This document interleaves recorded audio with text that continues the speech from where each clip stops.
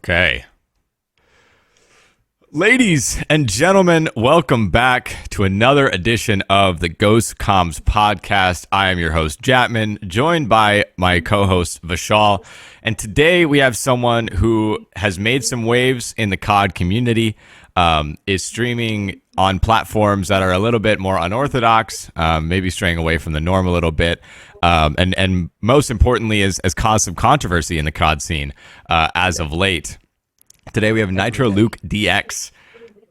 Thanks for joining us.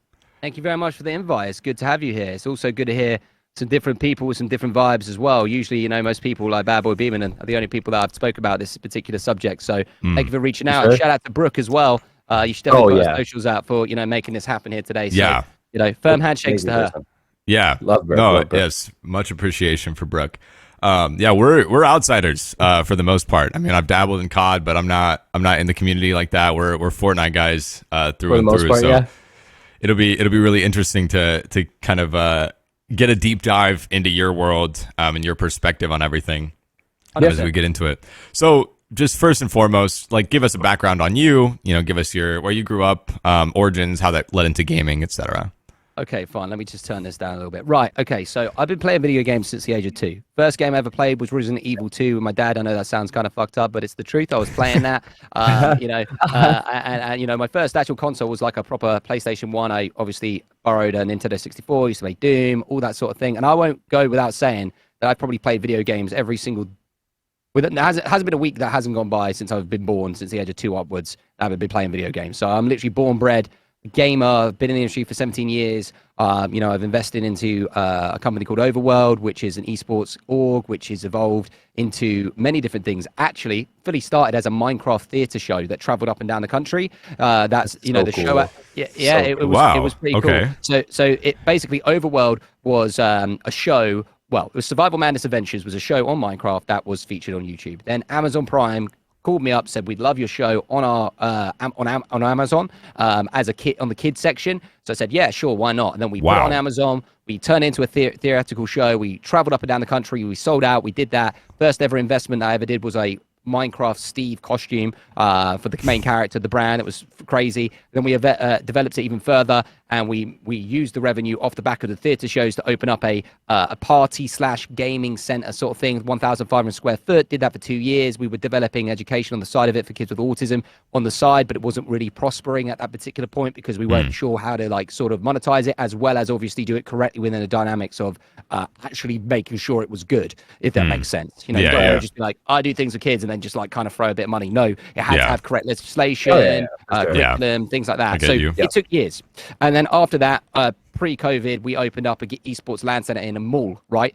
And then basically in that mall, it was like a 10,000 square foot venue. We had loads of esports, loads of competitive gaming. I used to be partnered on Facebook, so we used to utilize those funds, and we used to go into the esports realm when things were popping. COVID hit, everything was popping even more. Warzone dropped, things like that. Fortnite was going to a different direction. Obviously, you know, for me, I used to play Fortnite on Facebook all the time until I think they messed up when they made it cross-platform because all the hacking and cheats just came out the woodwork. I didn't know anything about that back then because I just didn't know that was how prevalent it was. But as you start delving into the PC, you learn about how it all works because you get attacked by it 10 times over.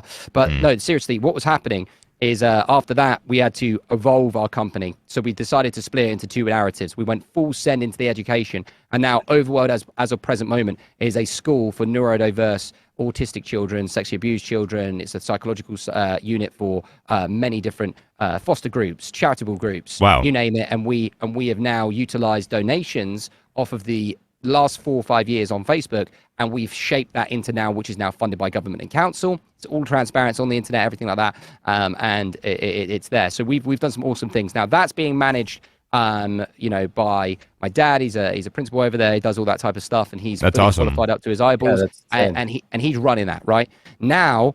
God Level, which, you know, the logo. God Level, if you ever get it up or whatever, it's made by Senior Director of Design of Nike, which is cool up to eyeballs. That's why I got it tattooed on my head because I'm a fucking idiot, but I don't even saw it there. It might have been there. And then Yeah, it's quite cool. So, you know, we've done loads of stuff. So we're onwards and upwards. We're moving over on Kick. We're trying to make some noise. We're trying to transfer our Facebook community over on Kick. Facebook a little bit, you know, it's a bit rough, but only because they're 40, 50-year-olds and they're quite tech illiterate. No offense to those people that are watching right now. Yeah. But they also and they also don't necessarily like the fact that like they're usually watching COD streams, but their wives will say, "What the fuck is that hot tub stream on there? What the fuck? Get off there!" You know. So you know, is it like you said, controversial or whatever intro you said earlier about how Kick's a bit of a different type of platform? Yeah, for sure.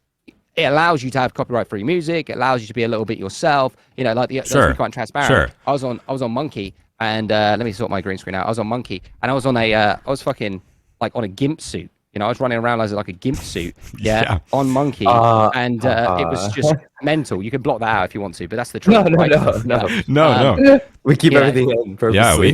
We unedit it, but that's perfect. So like, I was doing that, and I was making loads of people laugh. I was like, you know, doing loads of competitive stuff. So essentially, to answer your question, I'm doing a lot of things, but right now my main agenda is to sort of come over on Kick, collaborate with people. Motivate people. You know, I used Facebook originally when I helped build the platform. That's when I was originally contracted on Facebook. I helped build the platform based on my obligations. But now I'm trying to bring as many people over, collaborate with people. We're launching a GTA server next week, which is cool, I guess, for people over on Kick. We've got loads of people in the community that are still unsure about all of the stuff that happens on Kick. But we're trying to send it. So that's why I'm here today. And obviously, I know it was a bit different now. I've just gone live. So anyone that doesn't know, we weren't actually meant to live stream this. We just thought we'd utilize it as a double-edged sword. So we thought you guys could actually see and peer in to an unedited version of today. So sorry that I butted in. If you guys no, it's all absolutely cool. If you guys could reintroduce yourselves just to give a little bit more context, just because I've got more viewers that are coming in. No, now, of course. Great. So we are GhostComms. That's the name of our podcast. You can find us on YouTube and Twitter right now. We're looking to expand onto other platforms very soon. I'm Jatmon. I am a Fortnite content creator, content director. I've been in the scene basically since the game began. I'm doing different stuff. I've been content creating, mostly Twitch, live streaming, and I do some amateur voice acting and stuff like that. And then Vishal.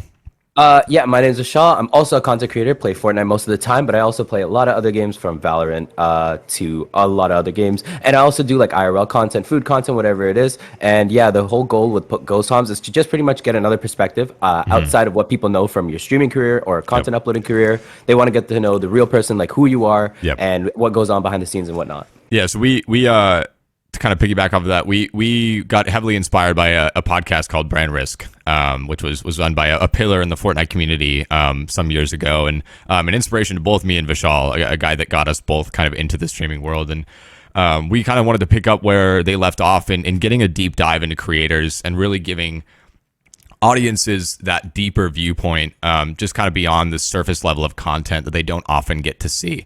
Because there are, people with deep, intricate lives and deep stories and things that you never would have known about them. So it's really just a chance to connect with your creators on a more personal level. So I was going to go somewhere else, but I really like what you were talking about with Kick. Obviously, Kick is the new platform on the scene. It's I've always said since its conception that it seems like it's filling the niche of like the fun uncle in comparison to Twitch right now, where it's like Twitch, but you kind of have more freedom, like that fun uncle that will let you have ice cream for lunch and dinner or what have you. What's your view kind of just on Kick? I mean, you were talking about you kind of feel more freedom, feel less, maybe confined into what you can do with your content. And then kind of talk about like, what do you see in terms of the longevity? Do you see Kick staying? Do you see it rivaling or even surpassing Twitch? Okay, 1 second.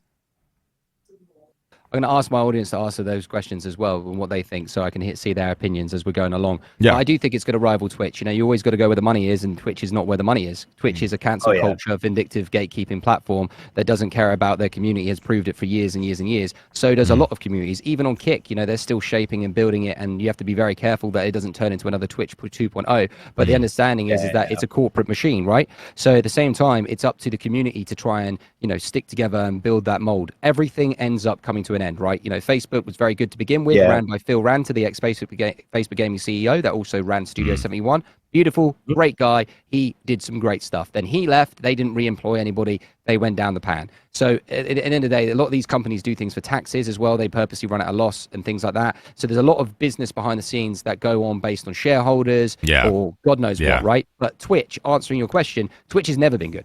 I don't give a shit when anyone says Twitch has never been good, ever. It has never actually cared about anyone or any ethnicities or any community groups or anything. They've always pretend that they actually care. It's a platform that's always been bad from the ground up, that's been led by previous acquisitions. So, and there's definitely a narrative there of like, and I've heard this since I got on Twitch as well, of like, really the only thing that they did right was they got in at the beginning. Like they kind of got in so early in the industry and built a name for themselves that they kind of monopolized it and like you said, gate kept it from anyone else being successful in the industry, and that's really the only reason it has success today. And I think there's conversations of that as well, or inklings of that argument kind of being extended to COVID, where like COVID was kind of Twitch's saving grace. If everybody wasn't locked inside for 2 years, no, 100%. It wouldn't have been as successful. But I think logically speaking is that no platform has had to compete against Twitch because everyone's been comfortable. But Twitch has not really been successful for a long time. You know, like everyone goes through ups and downs. Like it's all based on the games, and the games suck ass, right? But all the games in the last 2 or 3 years have been broken, full of cheaters and hackers, full of for sure. developers that don't do correct updates, that all just trying to monetize it. It's corrupt as hell. And I'll be honest, I don't feel like I've played a really good game in a long time. There's the odd game that comes along, like Elden Ring. That was a massive vibe at one point. And then, you know, God of War, when it went to PC port, was a good one. But these are games that, you know, obviously single player and the odd like multiplayer storytelling stuff. They only stay alive for a bit. They only stick around for a bit. And it's not repeatable content on the same way as like you can hop on a Warzone or a Fortnite every single day and repeat and rinse and repeat and still get the same kind of viewership. Same as Battle Royales though, right? Battle Royales are rinse and repeat. You know, is that Fortnite really does shift the movement. Every time they bring an update out, it's not a little update anymore. It's a big update. It has good brands, good metaverse content. You know, there is a lot of cheating on there at the moment, but it's like anything, everything goes full circle. And I personally believe the survival games are the next sort of wave that we're going to see again. Obviously, esports has taken a dump because of the shareholders. Like you only have to look at FaZe. Their money's gone down the drain, and they were the biggest brand in esports, and that will end up having a massive effect on us for the next 5-10 years. And I think logically speaking, like, you know, Ark Survival Evolved 2, you're probably going to have more Minecraft stuff that comes out, and then you've even got Fortnite, which have purposely repurposed their whole brand into more of this open-minded sort of concept where you have RPG elements, you have dungeons, you have survival. Even on that, I can assure you there'll even be probably role play servers just on Fortnite. We don't know what's going to happen. Sure. You know? Well, I mean, and that was with Fortnite's direction with the new UEFN, which is the creative tools inside of Fortnite to be able to create basically anything that you want. I mean, it's they are shifting, and I like that you use the word metaverse because there's definitely this shift happening in that sense of Fortnite is kind of trying to brand themselves as this more matured, grown-up adult version of like Roblox, or the same concept where it's like games within games. It's this hosting world for whatever people want to be doing. And they have the acquisitions of IP to back that up. It's like, not only can you be making your own versions of games catered to how you like it in your community, but you can be implementing your favorite intellectual properties along with it. I mean, they have so many Marvel, DC, and basically any game or movie franchise you can think of that's been at all relevant, it is or is in the process of in the game. And that's just a massive thing. So yeah, I agree. I think they're going to stay around for a while, even if it's not in the Battle Royale format, because they have those tools to create that longevity. They are building their own gaming metaverse. I think the problem with I think UEFN is a great idea to the whole like the Fortnite culture and everything. I think the problem right now is that because the community is so young, nobody knows how to work around with it right now. So there's so much stuff to work with that a lot of people aren't creating the things that they wanted to create, like the envision. There was the original Fortnite Battle Royale, like people were creating the maps for that, but even that's broken. Like some of the things in there still don't add up. It just doesn't feel the same because of the nostalgia and all that stuff. You just want to feel the whole old Battle Royale map, and it's most likely not going to come back. It's who creates the biggest idea, the best and biggest idea that can blow up in the game again, then it will like skyrocket. You get what I mean? Then UEFN, more people, even younger kids will want to learn how to do it. And honestly, it's a great skill to learn. UEFN has so many opportunities for people to learn like new things like, in general as well. You know what I mean? But it's like Minecraft education, right? You know, it's another opportunity for people to develop and learn, and it's all to do with the Unreal Engine, arguably the best, you know, engine ever made in gaming history. So I agree. Right. But okay, so going into like the gaming stuff and streaming, all that stuff, you had a massive YouTube, and you still do have a massive YouTube, which I want to congratulate you on. You have 1 million subscribers, 1.05, amazing. Some point that YouTubers would want to get to, but haven't got there yet. So you haven't uploaded though in 3 years. Is there a reason why you haven't uploaded, or not even switched up your content at all? No, it's just I moved on. You know, like Minecraft was one sort of thing for me. I've decided to move on, and you know, when I was partnered by Facebook, I had too much pressure and obligations. You know, Facebook definitely, you know, used and abused me second to none. You know, I was contracted to do so much, and I was overworked. You know, I worked 16, 17 hours a day, and you know, I'm trying to, you know, build my brand over from Facebook now to Kick. I won't lie, I haven't got the best amount of support over on Kick yet that I would like, and I'm a bit disappointed on that at the moment, but you know, there's always relationships that you have to build over time, and I'm happy to go through the process in order to do that. But I will say that, you know, obviously me having high functioning autism, that's why I tick and bounce and stuff like that. It would be, I'd say that Facebook did not give me any breathing room. Accommodations, I get you. Yeah, they didn't help me out as much as they should have done. I'm not entitled. Not everyone's entitled to anything, but Facebook definitely trapped me. And a lot of the only good thing about Facebook from an authenticity standpoint is that it has people's profile pictures, it has their real first name and second name, and they could be transparent, and it sort of holds that vindictive behavior, because if you're trying to trash someone online and you've got your whole name and your work and relationship status all on there, it sort of stops people from being so hateful. But at the same blends time, that line between real life and gaming world where you don't have as much anonymity. You have to kind of own who you are. Yeah, I get you. Yeah, so realistically, you know, going into that more detail, is that Facebook screwed me over a lot, and now I'm trying to move over and try and start afresh and get back on the grind. You know, like, and it isn't easy, nor should it be, right? Otherwise, everyone would be doing it. But I have been in the industry a lot, and I know how to circumnavigate it quite well. A lot of people try to cancel me or try and, you know, stop me from evolving because they see me as a threat, not because I am a threatening person, just because I've got experience that they don't have. And instead of them going, oh, you know what, let me just you know, like work with this guy, they go, oh, this guy's a threat, let me kill this guy, you know, or stop this guy, or gatekeep this guy, or make rumors about this guy, or whatever, you know. So a little bit like how we're here today. Yeah, I want to get into that, but right before then, because you're talking about kind of Facebook and the pressure that was involved with that contract. Do you think that the vision was kind of like to make you one of the pillars, like, and do you think that was why there was so much pressure? Like they were kind of just banking all on you and maybe a couple other creators to like kind of be the backbone of the entire platform, or what do you think created that pressure? The fact that they didn't employ enough staff, right? And the fact that a lot of their staff weren't real gamers. They were just people that play Pac-Man, and that was good enough and stuff. It's okay to play Pac-Man, but you know, when you're trying to run esports and tournaments and you say, oh, what did you play? I used to play on Sega. I haven't played in 10 years. Or, oh, I know gaming. No, you don't. You don't know gaming. Yeah. You know, gaming is like, what was popular in 2012? Go. DayZ on Twitch. What was popular in, you know, you shoot any year, you need to understand it, but they don't. So a lot of these communities aren't ran correctly, and what you'll find out is usually partner managers that are on like an X amount of wage, and they don't get paid to actually explore and investigate further because they don't get any payment bonuses or any incentives to investigate the communities or be a part of it. So like, for example, Phil Ranter, the ex-Facebook Gaming CEO, he threw me a couple of bones without me knowing it until obviously he left. He told me more about it, but he did because he knew who I was from my Minecraft content. So I was given opportunities, but you know, I was helping build the platform. I did a lot, and then you know, you come across someone that might not like you internally. So what they do is they do things on purpose. They don't think about the business. They think about just, oh, I don't like you. Let's not give this guy surface time, because out of sight, out of mind. That's what tends to happen. Right. So yeah, I want to talk about that whole culture for sure, but kind of, if we can rewind first and kind of how did you get into content creation? Like where was the birth of the passion for that? And then we'll kind of lead into the later parts of your career. The birth of that was the fact that I was so addicted to video gaming. I used to Skype school and things like that because I wanted to play video games so much, to the point where it was genuinely a very honest addiction. and avidly addiction, to the point where, you know, like I used to get bullied at school and things like that, but I used to set myself up on purpose because obviously, I didn't set myself up to be bullied.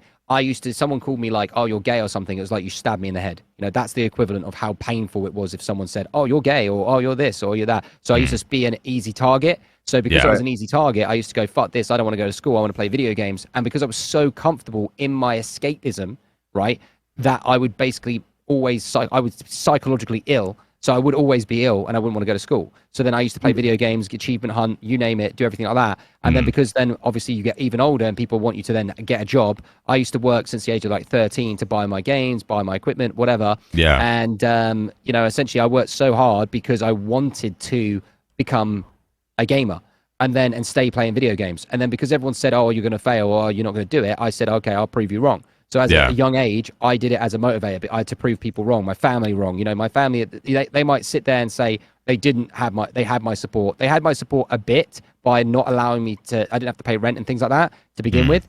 But so they gave me a break. I'm my only child, so I guess I had that little bit of a bonus there. But at the same time, they still doubted me. You know, a lot of people doubted me. My family doubted me. People doubted me. So because of the doubt, I proved them wrong. I've always proved everyone wrong, no matter what I've done, you know, because I'm a winner, right? And that confidence there sounds arrogant, but if you don't have a little bit of confidence or arrogance mixed in, you will die. You will be murdered. You'll be shot. And, you know, I don't suck dick to try and get where I need to get to. I don't skip that either. Yeah. I'm not a brown noser. I just do what I have to do, tick the boxes. If anyone in Kick said to me, jump, I would say how high. I would. I'm a team player throughout and through, but I will do it in a winner's mentality with pure confidence every day of the week. Luke, can I ask, how old are you currently? 28. 28. Okay. Yep. I was going to say your maturity is hella, like your maturity, your grind, your confidence, all that stuff. It all mixes and it all makes you such an amazing It's called a black sheep mentality. That's what we call it, right? Yeah. So essentially, we base it on the nursery rhyme, right? Bar, black sheep, have you any wool? Yes, sir, 3 bags full. Now, you can't say bar, black sheep, nursery rhyme. You have to say rainbow sheep because, you know, people view it as racist because it's a black sheep. Well, actually, let me tell you this. The black sheep is the motherfucking person that gave everyone the wool. The black sheep was the person that was feeding the fucking Dane, the master, whatever, the girl down the lane. The black sheep is the one that gets ostracized, even in politics. You know, you can be really deep about it. But essentially, like, you know, Andrew Tate's of the world. Yes, all right, we don't agree with every single semantic that man says. We know we don't. People take bits and parts that they agree. Even on the worst dictators, there's always little tiny bits that everyone goes, oh, okay, that's interesting, or no. But there's always bits. In human nature, culture, whoever you are, white, black, male, female, whatever religion you do, there's always bits that everyone takes certain things from, right?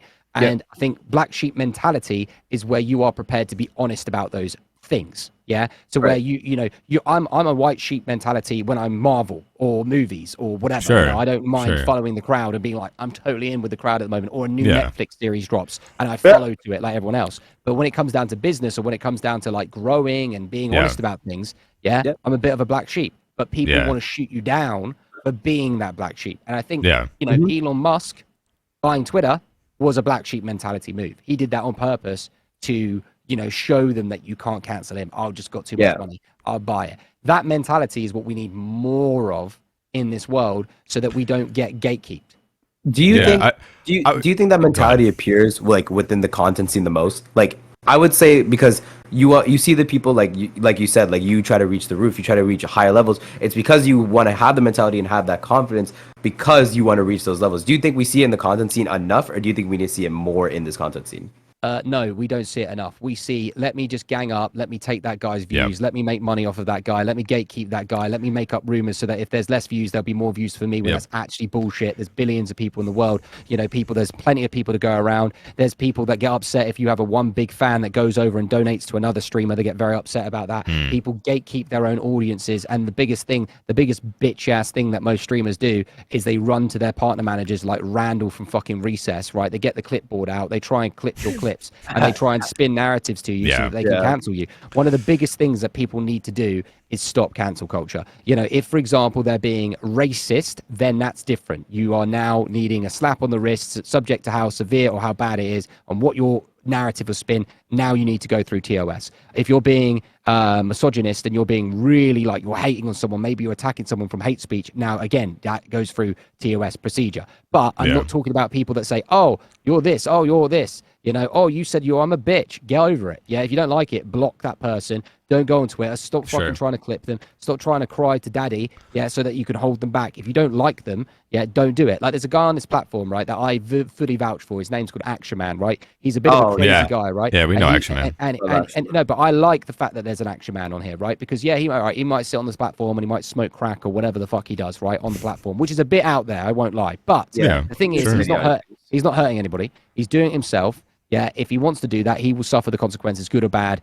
if he's doing it, right? Now, the difference is he's not going on a stream saying, hey, motherfuckers, let's go smoke crack. You know, he's doing it because he wants to. But the good thing about having an Action Man on the platform is it allows there to be the polar opposite side, right? You can't have it just like Twitch where there's this, conservative and everyone has to think this particular way. It's good to have those Action Men people, those Nitro people, those woke people, those serious people. Yeah, what you need to do is not cancel each other, just accept that they exist. Well, so this was a big point of conversation when we had Brook on as well, of the massive lack of being able to civilly disagree and just and I think what you're pointing out with that black sheep mentality, the way I would kind of reframe it for myself would be it's just owning your viewpoints and your individuality. It's not letting your opinions or your views be subject to whatever is most popular. I mean, I'm a philosophy major. That's what I'm in school for. And I love ethics and morals. And this is probably the biggest thing that I have conversations with people is the morals and ethics. It's like common rule doesn't determine what is moral or ethical. That is like the worst groundwork for what is considered moral or good, in my opinion. And I think a lot of people would agree. And I think it's kind of the same thing with content or with anything. I mean, you're kind of talking about the entrepreneurship mentality as well. It's like, own what you like, own what you don't like, own your views, own your content, like do something that's you and be authentic to yourself. And I think that's what a lot of people are not doing. It's like, yeah, like you were saying, you're going to have views that fit in with the mold. I love Star Wars. I love Marvel. That's a very common thing. I'm one of billions in that. But when it comes to my more niche views, like my religious views or my political views or what have you, I own those as well because I'm an individual person and I'm the only person that can say that at the end of the day. And I think you're exactly right. That's what we need more of in content. It's what we need more of in politics, in business, in whatever. There is a sheep herd mentality in the world, and it needs to disintegrate. I think you have to have good and bad balance, right? Oh yeah, yeah. Balance. There needs to be. I think it's also because this content scene, again, you filled with younger kids, filled with people that don't know, haven't reached those. You could say it's maturity. You could feel like ethics, morals, whatever it is. People haven't reached that age because they've been online. Like again, COVID was the strike of Twitch. COVID was the reason Twitch had a blow up stage. People are scared to say things because they know they'll get clipped out of context. Even though if you have an opinion on something, you should be able to say it regardless of what other people think because it's you. We'll just be able to back it up. I mean, I guess that's where I get at the end of the day. Educated responses. If you want to talk about some, severe politics, you don't want to do it in a hateful speech or your body language. You need to do it if you're talking about soft subjects, you have to do it in a way where you are not threatening, not like Alex Jones bullshit, where you're sitting there doing this with your hand like you're president and you're saying, I'm going to kill you if you fucking don't agree with me. That's what you need to do. You need to have, devil's advocate way of being like, this is my beliefs, but it's respectful disbelief. I mean, it's actual genuine conversation with open minds. It's saying, this is why I've arrived at the conclusion I've arrived at. I want to hear your reasonings as to why. And if you convince me, then you convince me. And if you don't, we can respectfully disagree. And that's what doesn't happen, because there's this tribalism that happens where it's like, oh, if you're not a part of my party, of my viewpoint, then you're immediately the enemy. And there's this disconnect that happens, and you stop viewing them as you dehumanize that person in your point of view so that you can attack them as an object. And it does no one any good. All it does is perpetuate people do hate. that because it's just like, back in the Catholic Church, back in the olden times, where they would make rumors and say that you go to heaven if you paid the money, things like that. People try and do silly things to try and become more powerful because that betters their lives, so to speak. It's human nature. The core of human nature is to conquer, kill, make loads of wives, make loads of children, and just become a caveman, right? That is the traditional context of a human, whether we believe it or not. I think there's history that proves otherwise, that there is that sort of vibe in you. So like realistically, all you got to do is that there has to be rules of chivalry that exist in modern day, right? So if we're in a streaming platform, we need to basically remove cancel culture to a certain degree, but also know where the line is. Twitch doesn't know where the line is because they've got a bunch of old folks on there that are favoritism. A lot of favoritism happens, but there's that a lot is of favoritism on the absolutely. And there needs to be goals as well that people can do in order to grow and hit those targets and stuff. But it is what it is. Yeah, I mean, okay. So speaking on the whole, people can't cancel culture, all that stuff. You were recently accused of cheating on Call of Duty, correct? Was it Call of Duty? Was that right? Yeah, Call of Duty Warzone. Yeah. Right. So, especially with having a massive viewer count and to where you've grown your community at, whether that's on Facebook Marketplace, Minecraft, or YouTube, whatever it is, Twitch, Kick. Yep. How did those accusations, how did that affect your mental, and how was seeing all those videos on YouTube being the number one search when you search up your name? What was that like? Well, it was like round 5, I'm used to it. People always try and, throw shit at me because I'm trying to make moves, At the same time, the cheating allegations and stuff, they were always going to come full circle because I exposed a load of those guys for cheating. So when the shit, flipped the other way, and I got boycotted based on terms of service a week before they updated it on the Cronus, they decided to, take shots at me, which was only fair. I deserved it based on pre-COVID. I was quite a hated person because I was so angry about, people fucking up the sport, which I viewed was a sport. When Overworld, back to the esports then, I actually had BT Sports set that up because they wanted Call of Duty to be on TV. I was negotiating Call of Duty Warzone to actually be featured on Sky Sports, right? Legitimately. So back then, I was so positive that esports is now a sport, blah blah blah. And when I saw these people cheating, I was like, you guys are fucking ruining it. You're stopping the money, you're stopping the people who deserve the opportunity. They did, and they have, and they still do. They still do. That, exactly, and that destroyed me. And because of my autism, I was very angry, very evilly angry, to the point where I look back at myself and I don't like myself back then. So because I basically try to get them, I didn't say cancelled, I would say maybe bring the truth out to light. It was one of those situations, and I've sort of been held accountable since then. So then because of that, then I went on my merry way. I focused on myself. I built up a good audience. I kept myself to myself. And then because the TOS and Activision not liking me based on historical events, they decided to boycott me and fuck me over. Right. That's what's happened. Yeah. And then, I've been in talks with Activision the last few weeks via email. They are really a shit company. They used to be good, but like I said, they fired loads of people recently. They're having an acquisition based on Sony and Microsoft, which they're getting rejections, which, by the way, people think Activision are going to fail. Did you know if Activision don't get acquired by Microsoft in the next 2 months, Activision and this is actually secret, but it's fine. Yeah, they make about a $3 billion kickback off of the back if it doesn't get acquired. They actually make money if it doesn't actually get acquired. So they actually don't give a fuck if they get acquired or not. If they get acquired, then they make money and it goes into the Microsoft direction. If they don't get acquired, then they make even more money for not being acquired. What I wanted to, before we go further into that story, you reminded me of a story that happened in Fort just like yesterday, or the day before then. There, like you were talking about, kind of people cheating, ruining the idea of the sport, ruining the integrity, and importantly, because it was so fresh on the horizon, ruining public perception of it. This was the case. So there are weekly tournaments where you can play zero build cash cups, and when you win, you get $100 for each of your people in your trio. So $300 for winning each game, and you get 3 games in a finals. And there was a very popular female streamer who got exposed for allowing a cheater to play on her account, and the whole thing got like leaked and exposed and what have you. And that whole narrative began to come back at her, because it was this whole, like, all of the female streamers who are legitimate and who are actually competing were saying, like, yeah, you're now ruining our reputation, like, on your behalf, because you've taken the integrity out of this thing. You're making it look bad for all of us. But I find it funny that even across games and platforms and communities that we see those similar stories kind of unearthing. But yeah, no, continue with your story.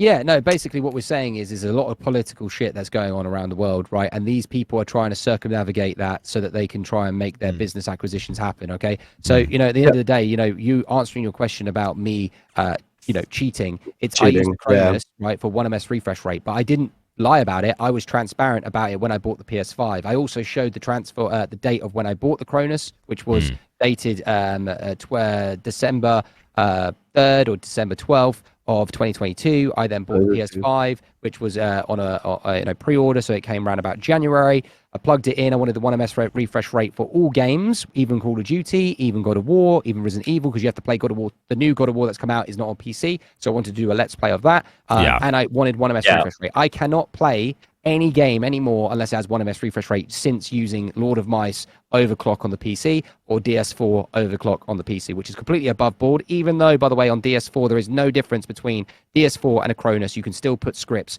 and things like that on a DS4, so people, you know, that it's a true fact, right? So anyway, but I'm a firm believer based on the fact that it's wired, almost like, if anyone doesn't know, if you use a wireless controller, you're playing gaming completely wrong, and you should literally throw yourself at the wall, because wireless gives you a 9-millisecond refresh rate, and you will never ever win anything or be good if you use wireless controllers. Fact. So you literally need to you know, use wired. If you use wired on a console, it's a 5-millisecond refresh rate. If you use a Cronus, or if you use a overclocked DS4 or Lord of Mice for your USBs, it's 1ms refresh rate. However, I am a firm believer, probably tinfoil hat, is I do believe the Cronus is 100% 1ms refresh rate. I do believe that USBs can have a fluctuate between 1 or 2, 3, 1 to 2, 3, and like this, and just do that, even though it says 1.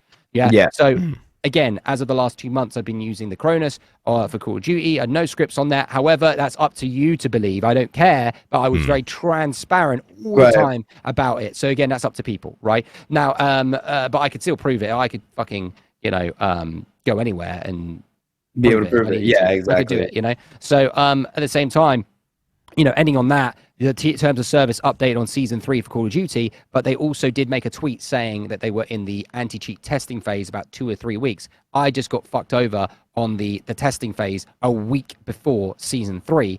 And now, if you use a Cronus during season 3, you get 3 warnings before you actually get in trouble by the anti-cheat. Right, I was a week before when this legislation was not brought out. Now, if I wasn't honest, or I was lying, I wouldn't have these provenances to literally factualize everything. I also have a video clip as well that I want to bring to light and also show you guys that looks like I have ESP and walls, right? And I want to show you guys transparently and give you a very honest breakdown with no sus, no bullshit, because it is the sussiest clip that I have out of all of them. And I think it's very good for you guys to see it, because you guys are going to see it and be like, right, that's walls. But I'm going to very easily tell you that this is the one clip out of all clips that exist on the internet that is only one that they've ever used against me, right? So would you like to see it? Are you on my stream? Do you want to see it? I would love to see it. Yeah. I will show you it, and I'll give you an honest breakdown on it really quickly. Let me just do the transfer over. So I'll mute up, and I'll give you the breakdown, and that way you can hear my stream without an echo, okay? Cool. Yeah. Let me just play it in a sec. This building right down here, you can go underneath this building, okay? Now, you can't do it anymore, but at the time, you could go under the building, okay? Now, during this, I have a UAV, so I know where the enemies are, and I also know, because it's a notoriously known thing, that they are under the building, because it was like a problem. It was all over TikTok. Now, I've watched clips on TikTok on how to eliminate those people in that building. And all you need to do, right, is shoot in any direction, and if you get underground. Okay, so they're underground here. Now, anyone knows that plays Call of Duty that when you are underground, there is no protection. There is no boxes. There is no cars. There is no doors. There is no corridors. They are floating in an open void where you can get hit by anybody. Now, on TikTok, very easily, to be able to kill these people, you can shoot anywhere and kill these people based on hit markers, right? So if I shoot here, randomly, these hit markers there, right? That enemy doesn't have to be standing there in that position. I could actually be shooting this person and he is there, down over there. All you need to do is shoot in a general area, and those hit markers are hitting those people because there is no cover in that void. And people don't understand that because there is no vertical or horizontal height difference, they are further, like this building, this here, they are 50 meters down in the ground, which makes it smaller for you to hit that area, right? Now, they are instantly saying, oh, I'm hitting this person dead on. I am not hitting this person dead on. They are such a tiny character below that you are, well, they're not like the tiniest character ever, but the cameras of the FOV and things like that, I can assure you that they are underground in that area and you are not hitting those people dead on, right? Now, this is the one clip out of all of my career in years to go that are there. So I'm trying to ping. Watch that precision airstrike.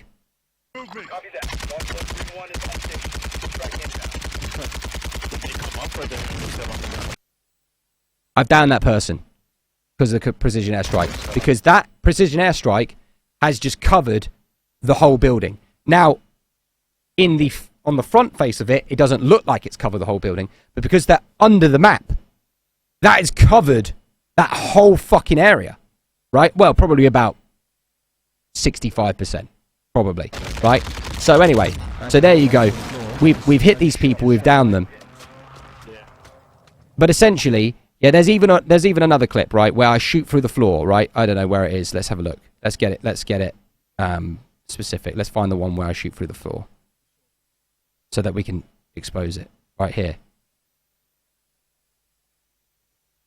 Right? Again, I've come in from this angle, a bit more forward, because they've ran to the back side of through the floor, and I'm shooting, and even if you think that person's there, that person could be in a 20-meter radius down below. Now, again, this is the only clip. Again, I'm still not even hitting this guy dead on. And yeah, that's it really. There's, I go around the building, yeah, and I just, they shoot back at me, I shoot back at them, and because I bodied their mate, it is what it is. But that is the one clip that they've ever had on me that looked sus. But what they've done is they've spun a narrative on purpose when anyone and everyone knows, that's a pro or whatever, that you can actually shoot and it will still hit their enemy. But what's happening is there are people using this, well, they're not really using it that often, but they're using it as, you have walls, just to cover their narrative, even though they know that you could shoot anywhere and it would fucking do it. Do you understand? So that is another example that I wanted to bring to the table today on there. So I'm going to just come back. Okay. I mean, yeah, Jesus. That was a good-ass explanation, though. Like, genuinely.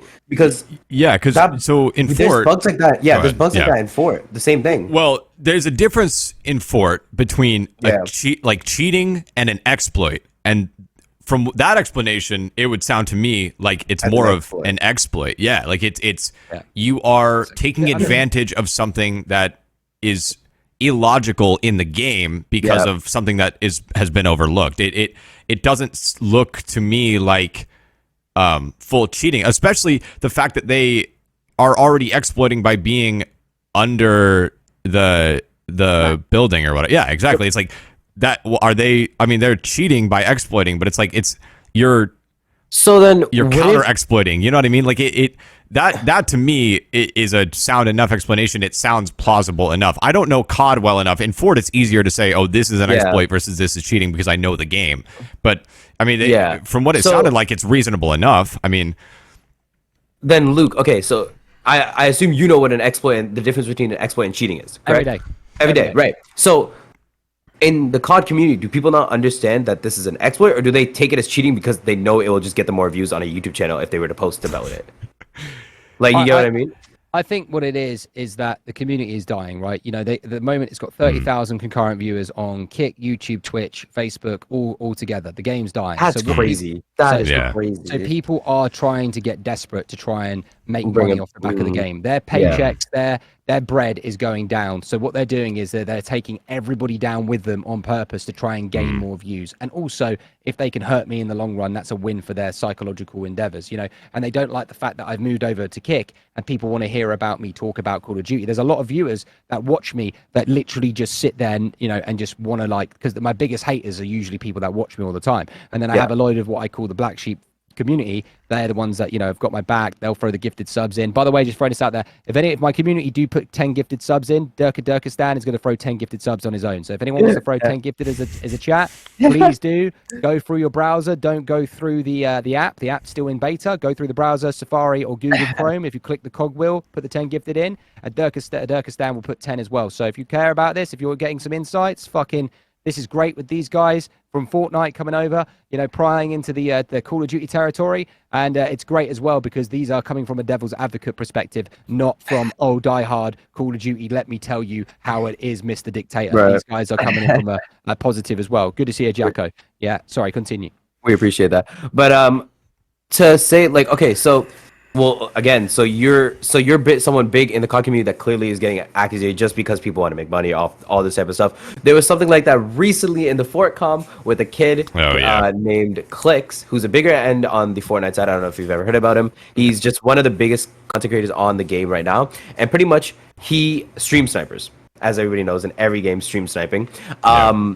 Pretty much, he got stream sniped during one of the tournaments, the weekly tournaments, like Jatmon was speaking, another one, a separate one, and pretty much he got stream sniped, and he was showing Epic through his stream, like Epic Games, showing them through his stream how stream snipers are able to control how the game goes and game ends, just because they can either be helping him out or trying to grief his game as a whole. So by that, Epic Games has pretty much used him as an as like an advocate towards he's the example.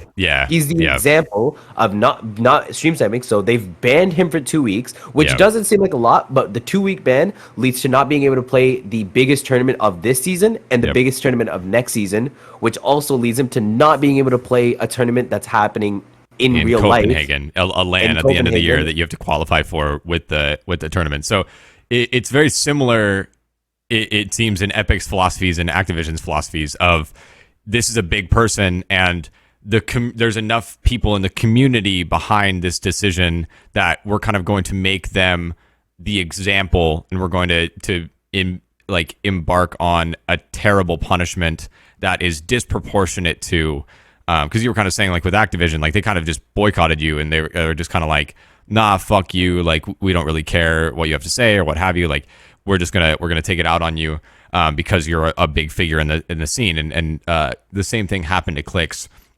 So I mean, because a lot of what I wanted to do today is kind of draw those comparisons between the Fort and COD communities. So when your whole thing erupted, let's say, did people like turn against you, like people that you would have considered friends in the community? Did anyone come to your aid or come to your side, or like has anyone reached out? Like, what was the response from other creators in the scene and kind of the people more on the back end or behind the scenes when that whole thing kind of came out? 5 million people try to give me hate on Twitter, so that's quite a lot, you know, big number. You know, loads of death threats. Yeah, loads of death threats, loads of this. And like I said, you know, people wanted to try and stab me in the back. I've had a very small amount of people try and have my back. You know, a lot of my close friends have either not become close friends anymore because when shit hits the fan that big, you know, it's fight or fright, right? You know, people's true colors show. And the thing is, the drama was only 48 hours. That was it. Nothing more, nothing less. There was bits and bobs that obviously dripped all the way through to weeks to now, but it's nothing on that same level. You know, people will come and go, but at the end of the day, right, drama on the internet is like 48 hours maximum. You know, what it is about, yes, answering your question, I got a lot of shit, but did I have a lot of support? No, not really. I didn't have enough support. I had support from a fair few people, but it's because I was trying to make the transition over on Kick from Facebook. So people don't like the fact that I'm trying to make moves over on Kick, and people don't want me to reach the top. So they'll do whatever I've got to do. Like I said, I'm a killer, right? You know, I'll get there and I'll get what I want. But at the same time, people don't like that energy, so they try and hold me back. And unfortunately, because they try and hold me back, they'll do everything in their power to cancel me. And I won't lie, I would love to have more people in my corner. And I will also pump this up, that people in Kick, in the just chatting section, they are the real fucking people. They are, seriously, they have got my back. I'm telling you now, guys, the gaming communities are fucking wank. They are, and they're wank because the developers don't care.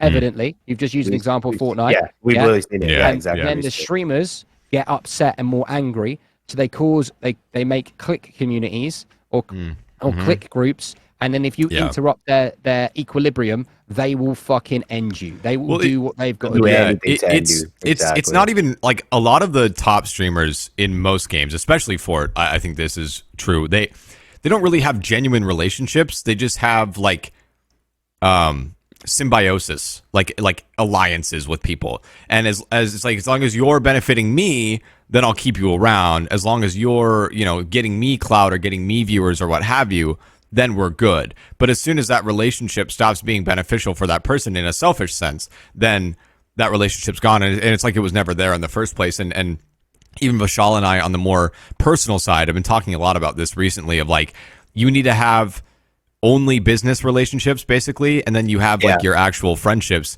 because in this industry especially, it's very easy to mix the two and conflate those ideas of, this is a person that I'm doing work with, this is a coworker, versus this is like a friend.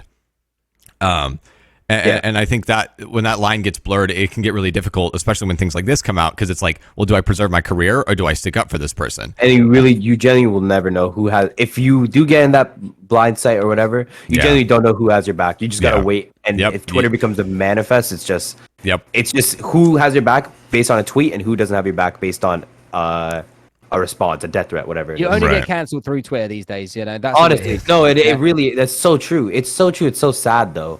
It's so sad.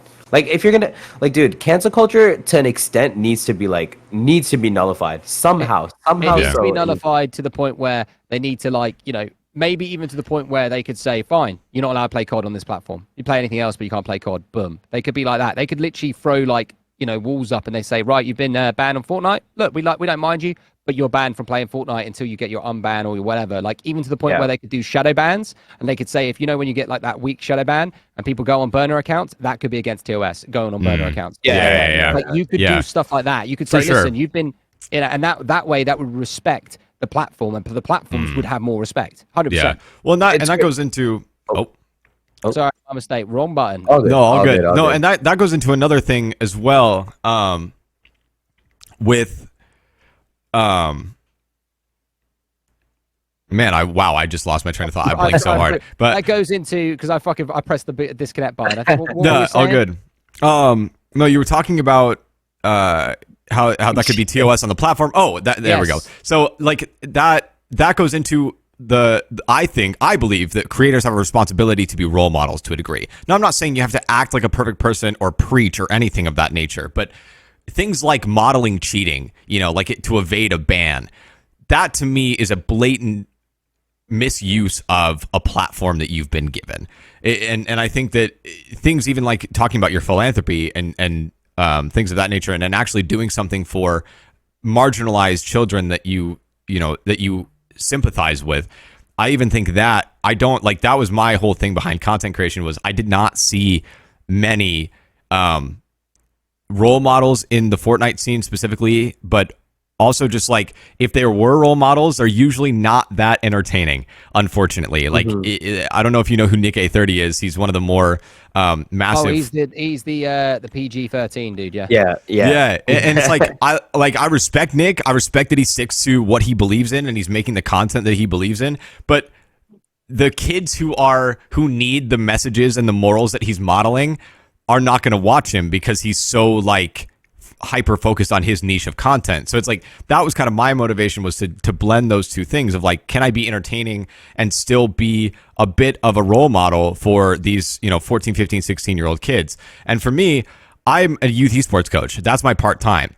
And I'm seeing the results of these creators and what they're instilling in teenage boys like come to fruition. And it's like, I'm lucky enough that I am in a position where I can speak into those and kind of redirect them into something more positive and say, hey, like, you know, we don't need to view women that way, or we don't need to say those types of words or things of that nature. But it just doesn't happen enough, I think, as content creators. And kind of what you're talking about is if TOS can enforce those things that are a lot easier to enforce, like, yeah, you can't evade a ban, that's cheating, and kind of taking a position of that where you take the role model ship more seriously, I think everyone would benefit from that.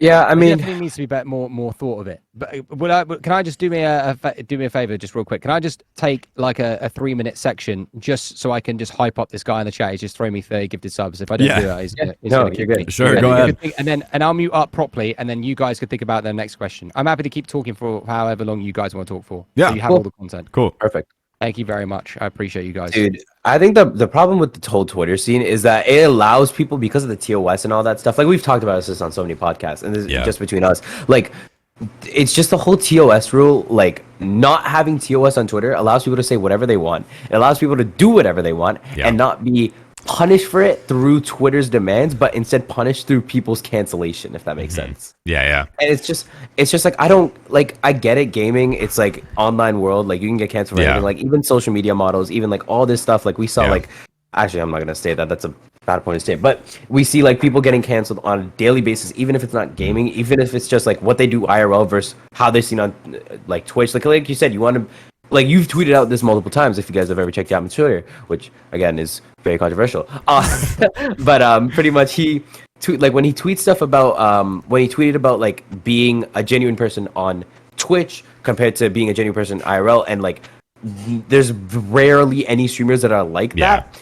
It's like Twitter is the place you need to go if you want to figure out these things of how someone's going to be canceled. And like, I get it if you're not a genuine person in real life and you're doing it just for content, but like to be canceled over that is still a lot to me. Like, that's still a lot. It's like a push. Like, if you want to address it on street. Yeah, I think the problem with cancellation, I think that one of the conditions that I consider the definition of cancellation is that it's unjustified, or it's not real, in the sense of like, we don't cancel people who actually committed crimes. You know what I mean? It's like, that's not cancellation, that's justice. I think cancellation is like, we're targeting this person for a reason other than morals. So like, what was the example that I was thinking of? I mean, I like, it happens with a lot of things, but it's like, oh, the scented thing. Okay, that's what I was going to go into. Yeah, the scented thing. Okay. Scented said the N-word. Bad. Not good. Horribly. Not justifiable. What I will say is basically every single Fortnite pro that exists also has a clip like that. I can guarantee you. Very much so. And there's been instances in the past where like FNCS people are like, hey, don't contest me or I'm going to leak your N-word clip. Like, we have instances of blackmail and all that stuff, and people tweet all the time, oh, I have this ammo on this person, or I have a clip on this person, and they never post it. So it's like, to me, when the scented thing came out and people were reacting the way that they were, oh my gosh, get him off of FaZe, get him canceled, get him whatever. It was like, but you don't care. You didn't care. You have clips of this person. You're not going to release that because they're your friend or because it's beneficial for your content or whatever. Like, so when that reaction was had, I was like, none of you are genuine. Like, if I have a friend who says the N-word, that clip's getting released. I don't know what to tell you. Like, yeah. If your morals aren't consistent, if you only have your morals when it's convenient for you, it's not a moral. And I guess that's where I got to with cancel culture, is like, people only care what, it's the same sheep thing. It's like, people only care when enough people care, when there's like a movement on it, or when there's a Twitter thing, or when there's a movement to cancel somebody. And that's where I think cancel culture is in the wrong. It's like, decide for yourself whether you think something is wrong and needs justice or what have you. Like, just getting on the train, being, and hopping on and just saying, oh yeah, we're going to cancel him because we're going to cancel him. Like, I guess I'm like, where's the same energy with other people when it's not the trend? And that's where I get to with cancel culture. Is like, if you're not consistent with it, if you're only hopping on when it's this massive movement, you don't actually believe in it. You're just doing it because you can do it and it's clever. Right. Yeah. Listen, I get it, like the whole scented, like saying the N-word, of course, it's a ethically horrible thing. It's morally a horrible thing. And it Absolutely. should 100% have them given the consequences, especially with FaZe being an org that's literally the biggest org in the world Yeah. right now. But of course, it's falling down. Whatever Right. is going on with FaZe, known through content and known through recognition, FaZe is the biggest org in the gaming scene. Right. Right. But that being said, of course they have their reasons to get censored off the org because it doesn't make sense for them ethically to keep him. Right. Also, while there's a risk that it's a normal habit. Look, the clip made it look so normal. Yeah. Right. And Well, but that's that's go the thing though is because Scented is so massive. That's why he got the response that he did. It's like that's not what determines it. You know, like people get away like the lower tier kids or whatever, the low tier pros. They say it, their clips get released, and then they rebrand, change their stupid ass name that has an X in it instead of an A or an E, and then all of a sudden like they're good. They're on another org in the next week, and that's where I go. Okay, if the response is in accordance with how much clout you have, that's an issue. And it's kind of is what Luke was talking about of like, really he thinks that the reaction is because of his size. And it's like things like the Scented thing also, I think, justify that view because people wouldn't react as much if they didn't care. And they're holding him to a higher moral standard because he has more clout or more followers or what have you. That's not what determines whether something is right or wrong. If you have 1 million YouTube followers and you say the N-word, it shouldn't be a different reaction than if you have 0 followers and say the N-word. We should be morally consistent. And that's where I think cancel culture, that's what it is to me, is this disproportionate response trying to tear down people that are in more successful positions than us. It's like, yeah, you're basically using their mistake as an excuse to take them down a few notches because you don't want to see people succeed. Scented deserve what he got to a certain degree. Oh, for sure. But everyone else does too. Yes, like we try to deep platform him because he's so big and because he's in a more successful position. He got it to a certain extent. There was a certain extent where it should have been cut off. And I still think to this day, this is one of the reasons it should have been cut off. When Donnie contested him in the same grand finals, it was so much. It was too much to do. Like, I get it. But at the same time, you're risking money for you and money for him. And also, like, that recognition, just to get recognition off it. And Donnie did it for recognition. Yeah. And he did it as like a publicity It wasn't stunt. because he was this whole BLM, like, I get BLM, all that stuff. It's a very serious thing. But it wasn't because he wanted to be like, oh, yeah, BLM, like, I stand for BLM. Like, of course it wasn't. No, it's all media shit. Yeah. What's up? Yeah. But we were just talking about, like, cancel culture and the fort scene and whatnot. But it's just like, why cancel someone if you're not doing it for a genuine cause? You're doing it because you want recognition, but you're barely getting any recognition. You're using the moral as an excuse to deplatform someone that you're jealous of or is in a more successful position than you. And we were talking about a specific incident in Fort where there was a massive creator who was on FaZe who had a clip of him saying the hard R N-word get released. And he was taken off the org. He had to go to sensitivity training and whatnot. And that's fine. That's a appropriate reaction for saying such a harmful word. For sure. What we were saying is, if it was other people, they're like basically every pro has a clip like that, and people don't care. They don't release the clips. They don't say anything. They'll blackmail them, but they don't care about the moral of it. And that's where I get to with cancel culture is you're not doing it for the reason that you say you are. It's this like you just found an opportunity to try and undermine somebody's platform because you're jealous of them or something. And that's where I get to with cancel culture. To me, if it's justified, it's just justice. Like cancel culture to me is specifically like, yeah, you're doing this for a reason other than the moral itself. Yeah. So, okay, leaving the cancel culture stuff, like the accusations, you've clearly cleared it up, like you're not cheating, or to what people can see. At the end of the day, people always make their decisions. That adults, oh yeah, right? 100%. Okay? And the thing is, I'm like kind of done with Call of Duty anyway because the actual company's trash.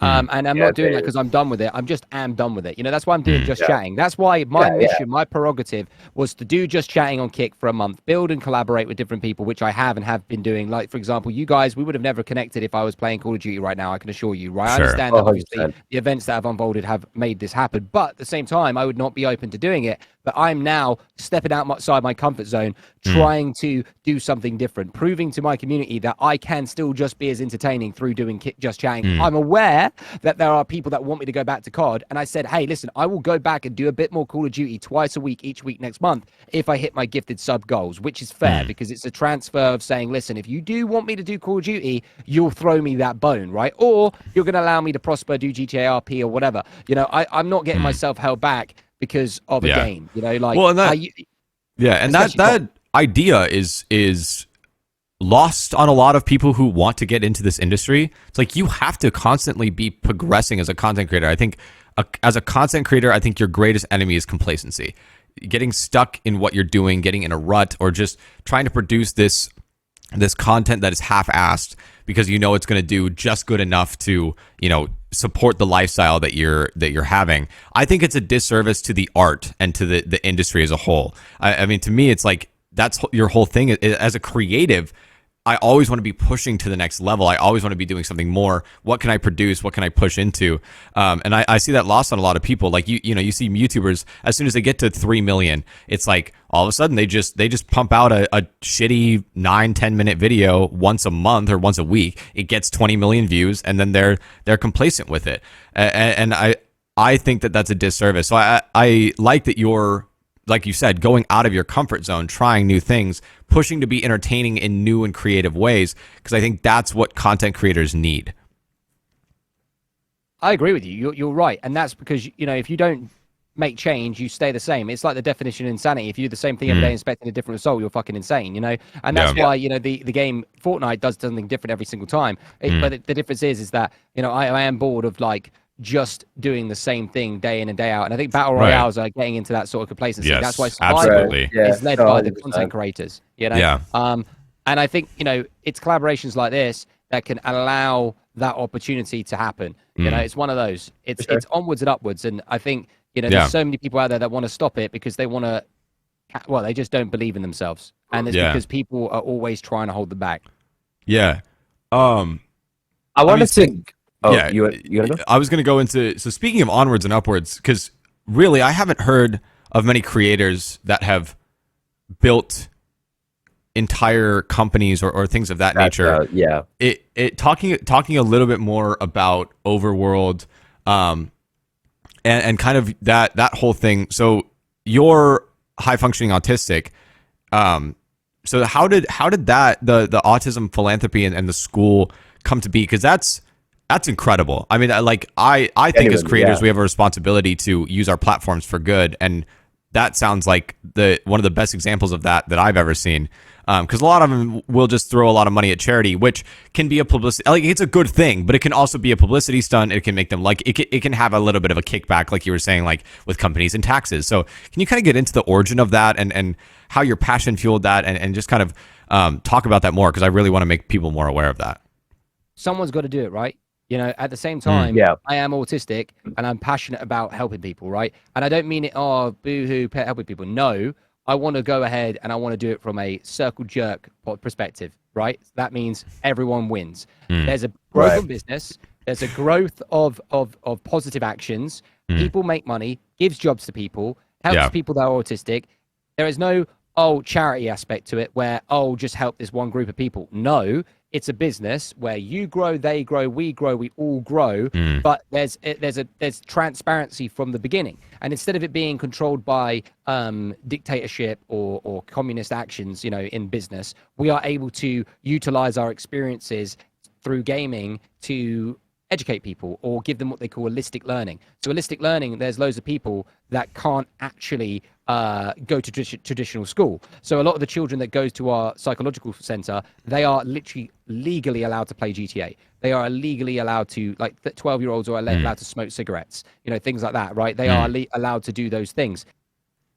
So what's happening is we're in this area where I wanted to create Overworld because I was sick of people trying to put me down, and I wanted to focus on something, right? And when I mean put me down, I needed to focus. One thing about autism is that it's heightened everything, heightened happiness, heightened sadness, heightened suicide, heightened everything, right? So for me to have a focus and be able to give the kids an opportunity, it wasn't even the fact that there were kids. It was the fact that there was nothing out there for gaming to utilize expression, education. You know, gaming for me has always been my massive form of escapism. So for me to be able to like circumnavigate that into a positive, that is why I did it, right? And yeah, there was some business elements to it. Yeah, there was some growth to it. There was some the benefits. You know, it makes you. Well, sure. You would think it would make you a better person, but actually, no, it doesn't. All you do is get people trying to accuse you that you're this and that or whatever because you know I'm a little bit out there. You know, I've got tattoos. I'm very outspoken. So a lot of people they view you as like a sus. You know. So to answer your question is, as I did it because I felt like there wasn't anything out there like it. And I wanted to prove that we could use gaming as a positive outlet to help anyone on the spectrum. And I am a firm believer. So the actual answer, the definitive answer, is that, you know, suicide, right? Yeah. I am a firm believer that there is a lot of suicide that exists because of undiagnosed autism or neurodiversity, right? So, so what I'm saying is that a lot of people talk about the fact that they have lack of dopamine, which they might well have, right? Because it's a chemical reaction on things like that, and shit happens in their world. But I can tell you from my own experience that I have in my life thought about not wanting to live. However, I have not acted upon any of those things because I understood that I was on the spectrum. I understood how to deal with trigger points and how to deal with breathing, sensory overload, things like that. So what I'm saying is that there's a lot of people that are in the army or in the military that might have PTSD or things like that, but they don't know that they're actually got Asperger's, which by the way is not a diagnosis anymore. As of it's not in the DSM-5. Or it's autistic. But if they knew that they had autism, if they knew that they were on the spectrum, they would be able to get further help to be able to deal with their problems instead of just putting them on fucking drugs. Well, so I'm a huge advocate for everyone getting psychological and professional attention in forms of therapy. I think everyone should be in therapy, no matter how healthy you think you are, how untraumatized you think you are. I think most people, I mean, everyone has imperfections in their psychology. Everyone has things that they could improve upon. And I think we're getting this narrative with like the physical body. Like there's been this huge surge in like the gym culture in the past few years. But I want that to come to the psychological realm as well. For me, I was diagnosed with ADHD as a kid. And I've been through the whole process of pills and therapy and all of those other things. But it was going to psychology, or going to psychologists and going to therapy that like changed my worldview, changed my life. I mean, and I was lucky that it came at a similar time to me finding philosophy, because all of that, kind of like you said, it was just the awareness of what I had of having ADHD, of being neurodiverse, that allowed me to understand more. Oh, this is why I feel so depressed. This is why I react adversely to these things and these things. Just having that understanding makes it easier to deal with it, let alone learning coping mechanisms and other techniques to actually combat it. So yeah, I'm a huge advocate for it. A question that I have, I want to make sure that I understand this correctly. Is this an official school? Like it's a charter that you have? It is official school funded by government and council now. Okay. And it's a psychological institution which, you know, works with different, different qualification groups, third party groups, foster homes, charity groups, schools, and you could check on our website, overworld /AMP. We'll definitely leave that in the description, because leave that in the description. Do that for sure. You could read up on it and stuff. The website is still being developed all the time, so there's, you know, like it's always evolving, but you know, it's there. but yeah, no, basically that's what it's all about. Is I totally agree with you that everybody at some point should go ahead a rewiring. It's almost like going to the gym, but for your brain. Exactly. You know? Right. Yeah. Great analogy. And that should definitely happen. Like we know that there's loads of people and the anxieties of the world. The problem is that there is no support networks or groups in these platforms. For example, we talk about Black Lives Matter. That's great, you know, but that's only made on like that only happens once a year at a certain month that these companies give a fuck about it. Same for Girl Gamers give a fuck about it. But I will say, you know, I don't want to be a bit, you know, I don't want to pigeonhole another group, but I will say that the disabled groups and the neurodiverse groups are the least thought about. You could be a male, female, black or white or any religion, and you could be on the spectrum or anything. Well, because it's uncomfortable and it's a hard angle to market, right? I mean, a lot of people are uncomfortable with those realities. They don't know. I mean, because we're awkward or because we don't make correct eye contact or any of those things that you hear throughout your life. I mean, I've got a brother who is special needs as well, and the different treatment that you get is astounding. I mean, people view you as lesser, and that is reflected even at the corporate level, because if people don't give a shit, corporations don't give a shit. But yeah, no, I think you're absolutely right. They're not an easy tool to market, and they're not, you know, it like being the victim is in, but they don't even get that attention as much.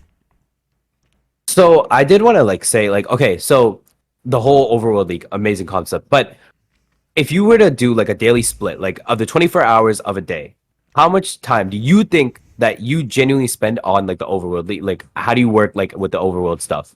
Okay, so when I was originally working on it full time, I don't work on it full time now at all because it's now covered by other people since it's now funded by government council. So my dad is the principal of that institution, right? So me and him, we're different generations, so we'll end up fighting if we sit there. That's the truth. So he does what he has to do, and I'll see what I have to do. So at the time, you know, like I work 17 hours, 16-hour days. Sometimes on the odd day of the week, I work like 9 hours or whatever. But you know, the answer to your question is I don't stop. My brain doesn't shut the fuck up. I also go on to like, this is another like perk. But change the subject, changing the question slightly. I'm the type of guy that will literally go into the shower, right?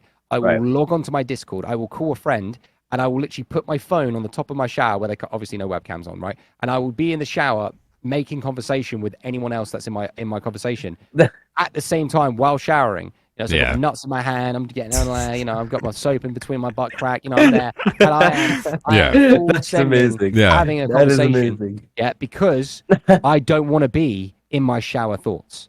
Okay, because I'm thinking about shit like how I'm going to go to America and get assassinated or something, you know? Like I'm thinking about how some guy's going to snipe me in the head, JFK style or something, you know? I'm thinking about, how my stream's going to go, but, you know, something bad's going to happen or someone's going to try and say something bad to me. I literally... Do you have OCD, if you don't mind my asking? I probably have some fucking OCD, ADHD, I have some little... Yeah, because just the nature of those intrusive thoughts and the kind of the apocalyptic thinking just kind of resonated that for me, but I just wanted to ask if you knew. Yeah, no, but there's loads of stuff. Yeah, I'm fucked up. Yeah, in the head, if that's what you're asking. I'm not. I'm not because I'm autistic.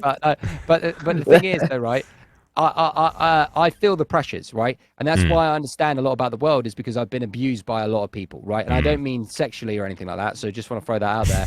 But yeah, you know, unless it's my Uncle John, then stay away. But the point is, right? You know, but what I'm saying is for real is that I have had to deal with my own fair shit. Yeah. And so does everybody else. Yeah. The problem is it's all about your support network when you're going through those tough times. Yeah. And who has got your back, right? Absolutely. And at the end, and not everyone is meant to agree with you. Not everyone is meant to have your back. But what we've talked about today is fuck the cancel culture off, unless of course it truly is extremist, racist, or hate speech, you know. Right. Then that's different. So for me, I just basically want to collaborate with people, be honest with people, get on with people, and grow the correct way. And I'm down to do that. But every single day is a battle for me. I'm not a sad person, or anything like that. I'm a motivated person. I'm doing a lot of boxing for the influencer boxing at the moment as well. I'm training for that. But I do have a lot of anxiety. I do have a lot of demons. And you know, to end off with your other question earlier, saying, you know, do people still have your back and stuff? I'm very disappointed in a lot of my community. I'm disappointed that there's a lot of people out there that, you know, said they had my back and then they just like, I've seen them in other people's chats writing some bullshit. I've Flip seen the a lot of switch, yeah. slander. Oh, I've seen a lot of slander. Oh, Luke's never helped kids there's- out with autism. Oh, Luke's not done this. And Yeah. I'm thinking, these guys, like, what benefit did they have by saying that? Did they make the world a better place? Did they make their life better? Did they get any positive actions out of that? No. All they did is try and destroy me because of my confidence. And at the same time, I just want to, that's why I might put a good front on and being like confident, but I'm done with, opening myself up and wearing my heart on my sleeve as much as I used to. I just want to have black sheep mentality, real people that have been through the shitter, been through the gutter, and I want people to have my back so I can have their back. And one last thing is, I don't give a fuck what anyone thinks about me. I care about what I think about them, okay? I don't want to have another person that I have to hate. I don't want to have another person that I have to roll my eyes and fucking go, damn, now that's another person that I have to fucking be annoyed about. I don't care if people go to bed thinking that they hate me. I just don't want to see another person that I hate about them. So I'm, that's what I'm done with. And I just wish people would be a little bit nicer. It's so much easier to be more angry. It's so much easier to cancel people. It's so much easier to be threatened by them. When deep down, not everyone is meant to get on. Yeah, no, sure. It's human nature. Yeah, you don't have to like everyone. I mean, that narrative is ridiculous. I mean, peace or respect, those things are not inherently tied to enjoying a person's company or seeking them out or anything like that. But you kind of you touched on something, and it's going to be a good segue here of growing the right way. That's something that I'm super passionate about as a creator. Growing the right way to me is framed in the sense of not being fake or not doing anything manipulative just for the sake of growth. And I think a lot of creators, I always say that there's two types of creators. There's people who are in it for only themselves, or clout or money or what have you, selfish ambitions. And there are people who are in it for some kind of greater cause, whether that's to entertain others, to teach others, to be a role model, to raise money for charity, what have you. But there are people who very clearly have only selfish motivations, and there are people who very clearly have something that stretches beyond themselves in an altruistic sense. And for me, that growing legitimately is tied to that. It's like, if I don't fuck with somebody, I'm not going to make a video with them. I'm not going to seek them out. I'm not going to be fake. I'm not going to try and create any relationships that I'm not actually interested in that person, or I'm not going to pretend to be friends with somebody who isn't, just for the sake of trying to get their clout or their viewership or what have you. And that culture happens a lot.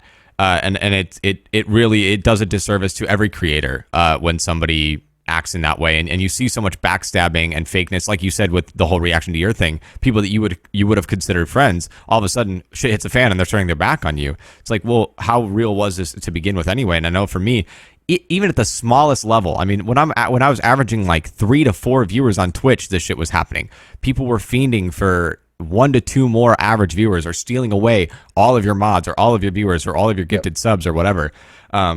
And it's just a shitty thing to do. Like, content in general, we could all be successful, and it doesn't have to be this dog eats dog backstab world. It doesn't have to be like a battle royale where there's only one man left standing. Like you said, there's plenty of viewers to go around. I believe that most everybody has an audience. You just have to go out there and find it, and that it's part of the grind of being a content creator. And that's where you can collaborate with people who are similar or whatever. So I've got everything that I wanted in my notes. Vishal, I don't know if you did as well. Well, just one thing I wanted to add. So the whole autism thing that you were talking about, like soon. The whole autism thing, like, you're open about it now. How long have you been open about it since you started streaming, since you started content creating? When I was trying to get stars or donations from Facebook, I was obviously very open about it.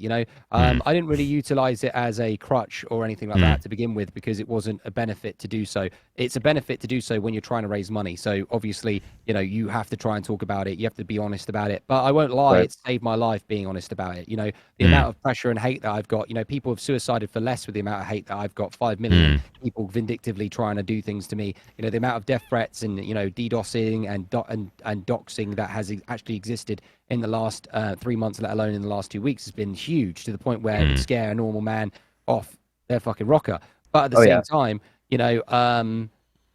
I don't know. You just got to keep making moves. Like if someone's not trying to cancel you, you're not doing something right. But that doesn't mean it's appropriate for them. All I'm saying is just being honest and transparent is the way. And it's very difficult to do so because there's a lot of outside influence. There's a lot of family. There's a lot of you get punished for it. I mean, no good deed goes unpunished for sure. Yeah. You get definitely thrown under the bus a lot, but at the same time, that's what makes you a winner is being honest, and it takes time. Well, and I've always said that what good is success if you get it by sacrificing who you are, your morals, whatever. So the last thing, we have a tradition on the podcast. The last question is always this: if you had to give the audience just one piece of advice, it could be about gaming, life, what have you, what would it be and why? You've done this all podcast, honestly, but yeah, no, you're general. You're general. I would say my advice that I can give anyone is get to the fucking gym. Train, work out, and work out so bloody hard that the endorphins are just screaming at you. One thing that I will say that I've done as of recent when I'm literally learning to be a boxer because of influencer boxing, you are training at the highest level of fitness. I'm training 6 days a week, right? So I'm trying to become a very good fighter so that I can win for both business and for my own sanity. But I will say the fact that, I used to go to the gym back in the day like twice a week, 3 times a week. That is not enough. I will promise you right now, as a human, you are born to be physically at your peak performance. If you are training so hard to where you are so fit physically, eating well, drinking the correct amount of water, sure, have some cheat days, whatever, your brain will repair itself. It will become a stronger person. And I'm telling you this, like, train 5 days a week. If you're going through depression, train. If you're suffering, train.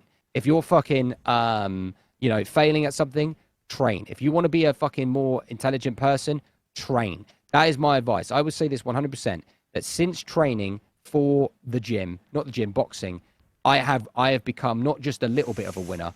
I am dominating anything that I put my mind to because I am now the best version of myself psychologically, strongest. So my advice is do not just sit there on your ass and be lazy, even though you might be comfortable. Genuinely fucking do 5 days a week and push yourself even further. The best advice I've ever said, I've been in a dark place in the last 2 or 3 years, maybe even more, maybe longer than I even know.